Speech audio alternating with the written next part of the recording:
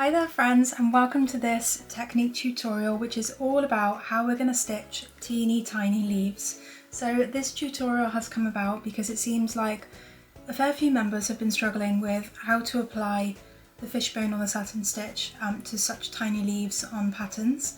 And honestly, it's a very valid request for a tutorial because it is quite tricky, and to be honest, the approach that we take to teeny leaves is slightly different to what we would normally do for the usual fishbone stitch.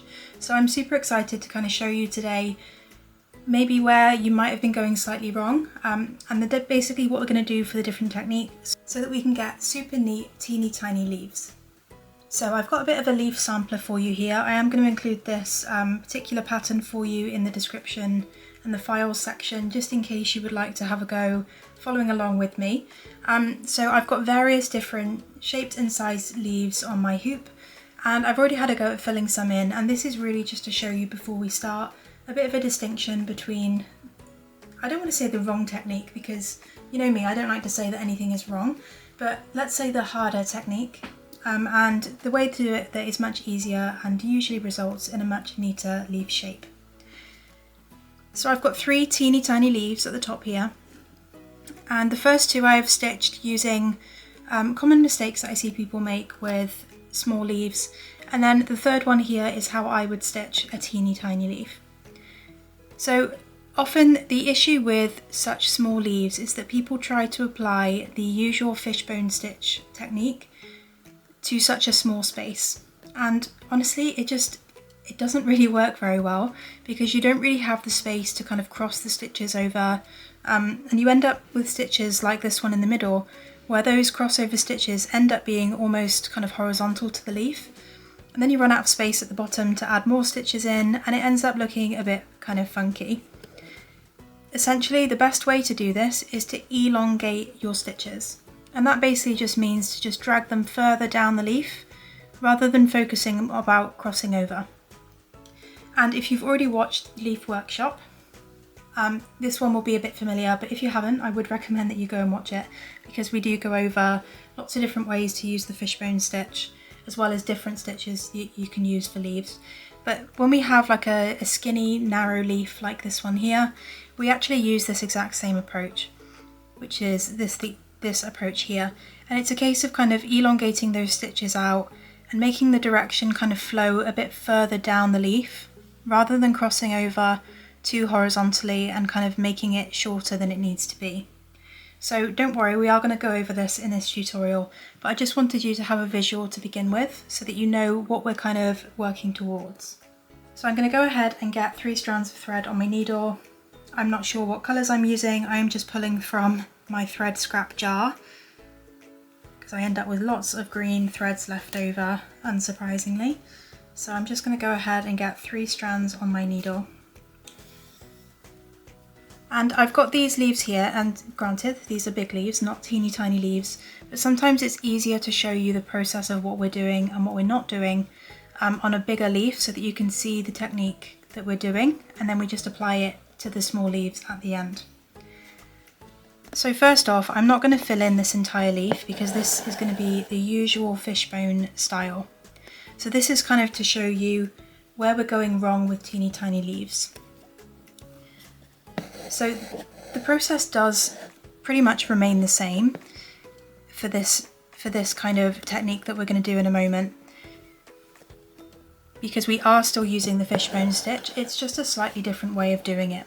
So a typical leaf like this, doing the fishbone stitch, we would now want this stitch to cross over quite a way and probably put the needle down here. And then likewise when we're stitching on the other side, again we would cross that working thread over and put the needle down somewhere around here. And then as we continue that, we have that really lovely kind of herringbone effect, which is the standard and traditional fishbone leaf. And this works wonderful when you're stitching a leaf of the size of this one here, because you really get to see the crossover, you get to see the process of it and how it flows, and you don't run out of room because you've got lots of space in here to work with. And now I'm going to compare that to the method that we're going to be using for teeny tiny leaves, we start with the same straight stitch down the centre. We still come up on the one side, but this time, rather than crossing over like this, we're actually going to elongate that stitch out. And by that I basically mean just to kind of stretch it a bit further down the leaf. So if you can see that if we put the thread down here for the usual fishbone, it ends up at kind of a sharper angle. But what we actually want to do is to have that stitch direction heading more down towards the centre. And that's how we kind of fill that shape in with these long flowing stitches that are pointing down towards the bottom of the leaf. And that's kind of the method that I use when I'm stitching teeny tiny leaves. And you can still cross over slightly. You can see there that I have slightly gone over that centre line, but I'm not drastically going over it by putting the stitch over here.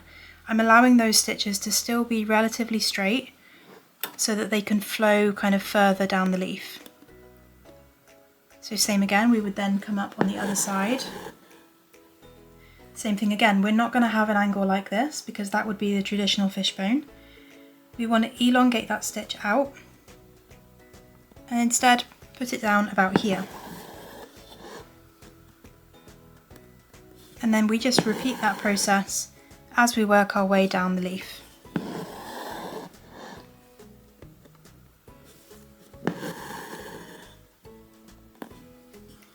Like so. So you can see that we're really not crossing over that much in the centre. That kind of space where we're crossing over is very, very minute compared to the large kind of span that we're doing here. And honestly, that is where most people go wrong with the really tiny leaves, because you just run out of space because there is not enough room to do this full kind of fishbone technique. So I'm just going to tie off my thread and then I'm going to show you how this works for a long skinny leaf like this one.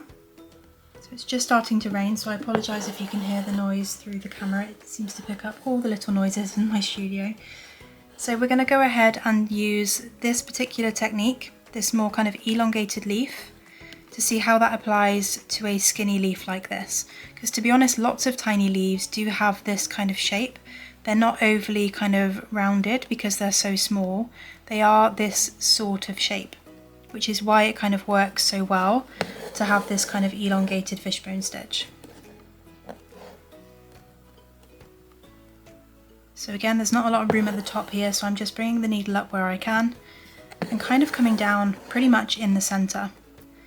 And as I said, you can cross it over ever so slightly if you want to, but I wouldn't cross over very much because we want the angle and the stitch direction of that stitch to be kind of as long as possible, just so that we can really fill in the entirety of the leaf.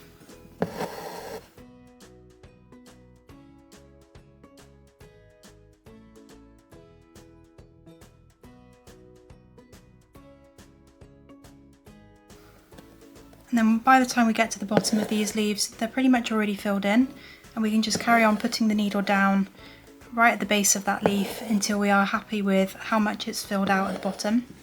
So the more stitches we add to the bottom here, the kind of rounder it will appear at the bottom.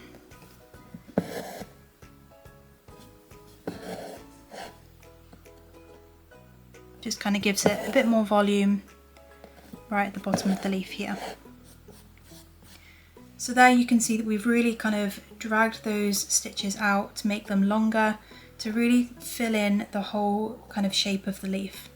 Because of how narrow it is, if you try to cross those over too much, you end up with just really horizontal stitches.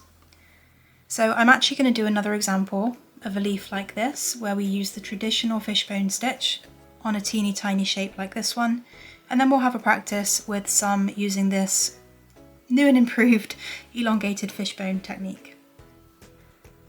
So then, to clarify, this is the traditional fishbone stitch using this kind of method that has this kind of result. So of course we start off with our stitch, and then what I see lots of people do for one is leaving quite a large gap with every stitch that you do. If you leave a really big gap here, you're just going to end up with even more kind of horizontal stitches. So for example, I would bring the needle up probably here, which is super close to the stitch we've just done, but I see lots of people bringing their needle up more like here. and you can actually get a stitch in between that, and that ends up with quite like a gappy leaf. So following this traditional fishbone approach would probably result in putting the needle down about here. Likewise, we do the other side, and we'd probably put the needle down about here, because we're really trying to cross over, right? With the traditional fishbone stitch, we're really trying to cross over that center line, and because there's not very much room on the other side of this leaf, we have to go right to the edge of the leaf. You see, there's not enough room for it to kind of cross over, and I kind of use parentheses for that. So because of that, the only result is to go to the end of the leaf to get that traditional kind of crossed over herringbone appearance. But the problem with that is that the more that we do that, you can see now that the angle of the stitching is almost, you know, it's nearing on that kind of horizontal placement, which is what kind of creates this kind of appearance where we run out of room at the end of the stitch. So if I keep going with more of that as examples.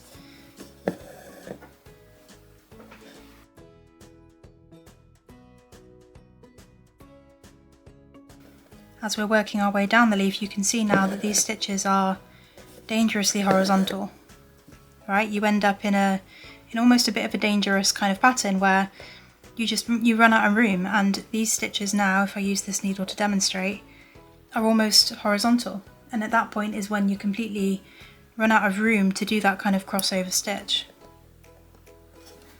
So the next stitch might be like this, again to cross over that center line and move over to the edge as far as you can go, because that's the edge of the leaf. And those stitches are more and more horizontal.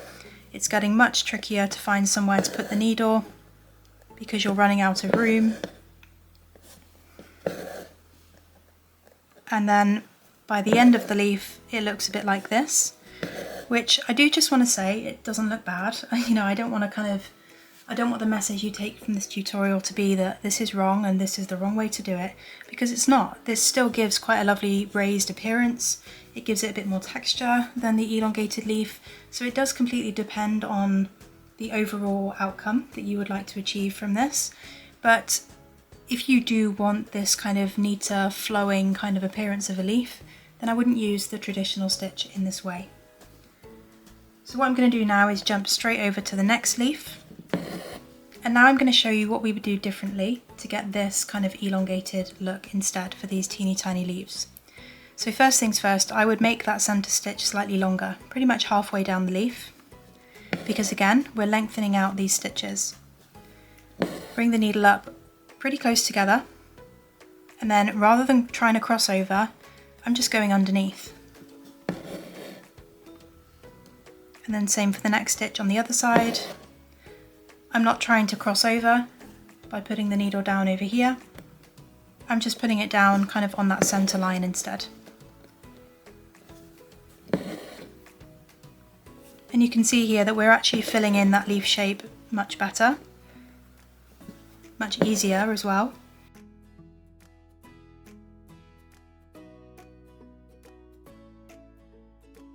And just like this one here, you can add a few more stitches at the bottom to kind of round the leaf off at the bottom if you want to.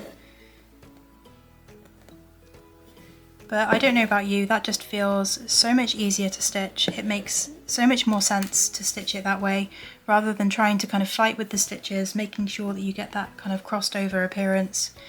It just looks like a much more kind of flowing leaf.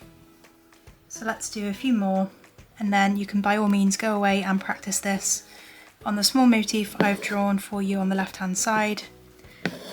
And honestly, you can draw as many of these oval shapes on your fabric as you need to kind of give this a go as many times as you need until it feels a bit more second nature. But you can really see how these stitches are so much longer, and the direction of them, you know, the direction of the of the traditional fishbone stitches is quite horizontal, whereas the direction on these, it's not completely vertical, but it's close to. You know, we're kind of aiming for more of this kind of direction rather than this direction.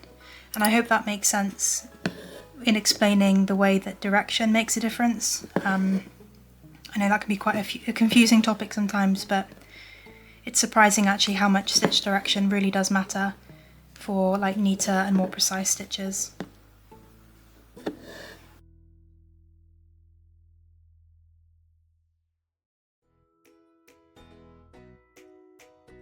Again, bringing the needle up on one side and pretty much down at the centre to lengthen the stitch out.